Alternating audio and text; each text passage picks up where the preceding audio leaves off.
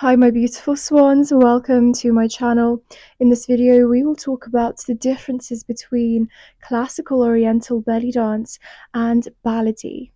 So if you are interested in belly dance and want to educate yourself on this art, then this video is for you. My name is Sabina. I've been dancing for several years now, and I run a online belly dance school called Swan Belly Dance. And not only do I focus on the dance aspects and the technical aspect, but I also guide women on their femininity journey and embracing and embodying femininity through belly dance. If you're new to belly dance, just know that in Egyptian belly dance, which I would say is the most popular form of belly dance or style of belly dance, there are many different styles within that. It's a very culturally rich art and it's such a high value women hobby. You have this style, but you also have this style. And if you look closely, they are actually quite different. So let's break this down. Let's start with Classical Oriental. It's also known as Raqs Sharqi. And on my Instagram, you might see me say classical, which I just shorten it to mean Classical Oriental or Raqs Sharqi. Classical Oriental, Raqs Sharqi, it's the same thing. And the reason it has classical in the name is simply because it is influenced by ballet. So the foundation of it has ballet steps, ballet arm positions, and that's what makes it more refined. So Raqs Sharqi, some people also call it just Oriental, is a very intricate form of belly dance. Firstly, it's done to classical music, meaning Egyptian classical music. So think of your artists like Kulthum, Abdel Halim, Wada, and many more. So this is music that has a lot of instruments: violin, qanun, ney, the flute, the tablas and darbukas. Very, very rich, and the songs are quite vintage, they're quite old. However, there are modern songs that are also made in that classical oriental style, and usually it's a style that incorporates all of these different instruments and is very intricate and has a more sort of polished flair. It's not modern, it's not something that you would hear in a club or a party setting. It's more sort of moving, rich, deep, and hence why the name classical. It's something that is refined. So naturally, what we get is the dance that is performed to this classical music is also very intricate. How is it intricate? It has more intricate hip technique. The shimmies, for example, are more elegant. They're not wild, they're not super energetic. There's a lot of layering that you have to pick up and be able to elegantly switch to and showcase all of the little sounds that you hear. Classical Oriental tends to have very elegant moves such as turns, arabesques. The arms are quite elegant because when you listen to the classical songs, it does have a more romantic, elegant flair. There is a lot of footwork that is inspired by ballet or taken from ballet that is used, and when you piece these intricate hips, these flowing turns and arabesques, you get a very elegant and refined choreography. Now, classical oriental is also known for being quite internal, meaning that it's sort of more reserved. Yes, you can still have strong accents, maybe here and there, strong shimmies. It still can be an energetic dance, but it's not a dance where you really let loose, let wild, and jump around the stage, or you shout about your feelings throughout the whole song. There's a little bit of a more reserved nature going on, and to me, that is that more refined style. I would say it's quite aristocratic in nature. Classical Oriental is the most popular form of belly dance. The technique of it, with the straight posture, with the hip work and the arm positioning, even the turns and the travel steps that you do are widely taught. So I would say that when you go to a belly dance class, for most belly dance classes that I've seen, the very first thing that you will learn is the technique, but taught in a classical way, meaning that the posture is upright. You learn hip drops in the way that is still quite refined because you're not pushing your pelvis forward, you are actually in a straight position. The arm positions that you learn and that you pair with these basic moves are also usually classical.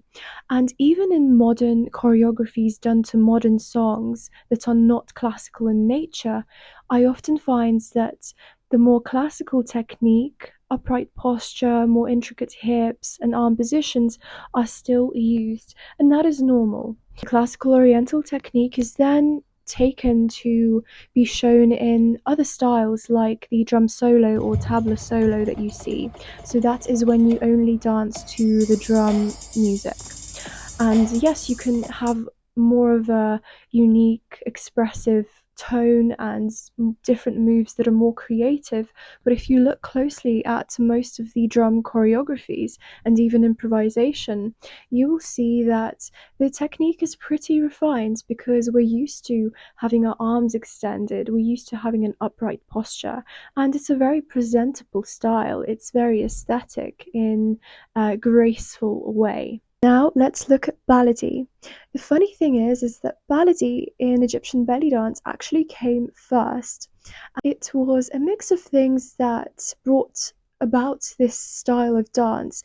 To sum it up, it was born in the homes of Egyptian people and it was a very social dance. So people would do it casually among family, friends, and it does have a very Egyptian flair and the technique is very, very different. Baladi, if you look at it here, is more grounded, it's more earthy. There aren't as many tiptoes and elevated posture or super extended straight posture. It's more relaxed and in a way it's more fluid and flowy. And I would say that Baladi is very much characterized by big moves of the hips as well as the earthy grounded steps. Whilst the style is still very graceful and feminine, it's graceful and feminine in its own way, and I would say it's more natural. It's more almost intuitive rather than really strict and defined or refined. So to me, Classical Oriental is like this really polished, elegant style, whereas Baladi is more natural and free, but both are still very feminine and graceful. Now, Baladi technique, I would say, is actually quite hard for a lot of belly dancers to pick up just because they are used to dancing in the classical oriental way. As I said, it's taught very widely, whereas with Baladi, most dancers have to then switch the way they're used to dancing and they have to focus on the Baladi style and really try and drill all of the technique and the moves again into their head. I would say that yes, of course, some classes, some courses would focus on Baladi, but it's something that you would have to actually dedicate a course to. Even when you look on YouTube and you search for belly dancing, you'll find a lot of viral videos. And yes, there are some Baladi videos, but most of the videos are actually more of the classical style. Anyways, my point is that with Baladi, you really have to focus on it separately, and a lot of the time you have to rewire your brain and your body to dance in a Baladi way. What distinguishes Baladi is also the music. Baladi has a very distinct style of music. In fact, a Baladi song is its own progression in itself, meaning that it has specific parts that should be in a Baladi song. I can run through these with you now. Takasim, then the rhythm part, then question answer, tet, and in some cases a drum solo at the end, usually with a live Egyptian band. And so when you study Baladi, you need to study the musical side of it as well, because if you don't know how to dance to the different Baladi song parts, then I'm afraid you don't know belly dance. And whilst songs tend to have a structure, you've got the intro, verse, chorus, verse 2, chorus. I would say that ballady songs are way more distinct in general than your standard classical oriental song. And there are clear set rules of how you need to dance to each of the ballady song parts compared to how you need to dance to a classical oriental song. With a classical oriental song, you need to listen out for the separate instruments and you can express them based on that. Whereas in a ballady song, yes, you need to listen to the different instruments, but you need to be aware of the section that is playing because that will have a completely different style and vibe that you need to give off. If you are interested in learning more about ballady musicality, I have a free class, a recorded class, and it's a lecture style, so you will really learn the theory, and I will link it in the description. I love both styles, but the really cool thing that I want to talk about now is my own vision of belly dance and the different styles that are within it. As I mentioned, I'm a feminine embodiment coach. I guide women on expressing themselves and finding the different archetypes within themselves and do that through belly dance. And belly dance styles is what helps me to journey through different aspects of yourself and express yourself in different ways. For me, classical oriental is a very elegant lady, and I would say that yes, she is emotionally expressive and she expresses very deep emotions and softness in a sovereign way. Whereas Baladi is more of a free, sensual, and empowered woman. This is because the moves are very flowing and fluid and more natural, but also because you have very grounded steps which help you to really assert your presence. And to me, that's very powerful. So the way that I teach belly dance is not just through deep, intricate technique and the theory behind the music, but also how can you embody an archetype through this dance. So I blend spirituality with belly dance.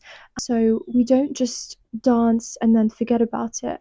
We actually transform ourselves through belly dance. If this is something that is of interest to you, then please subscribe because I'd love for you to see more of my videos. And if I know that people are subscribing, I'll be sure to make more of them. So now that we've spoken about the technical differences and also the more internal archetypal differences, let's do a combination. I will dance it to the maximum rhythm, which you actually get in both classical oriental and ballady, and I will show you how the moves differ. This is beginner friendly, by the way.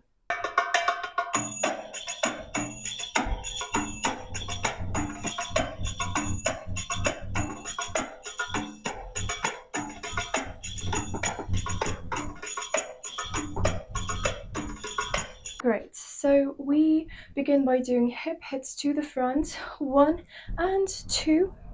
Notice how I'm on my tiptoes, my arms are extended out to the side. Then I do a hip down, hip lock down, 1, and on the other side, 2. And here I have lifted my arms up high.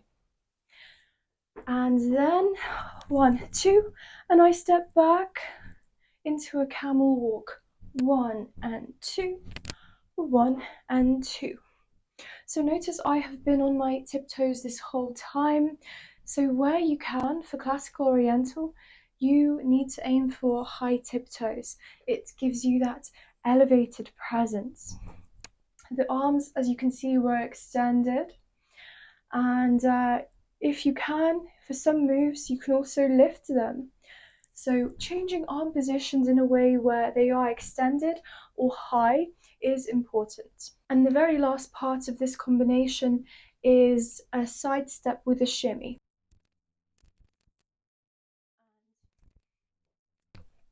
So here you can see again, I've changed my arms, but one arm is still high and both are quite extended.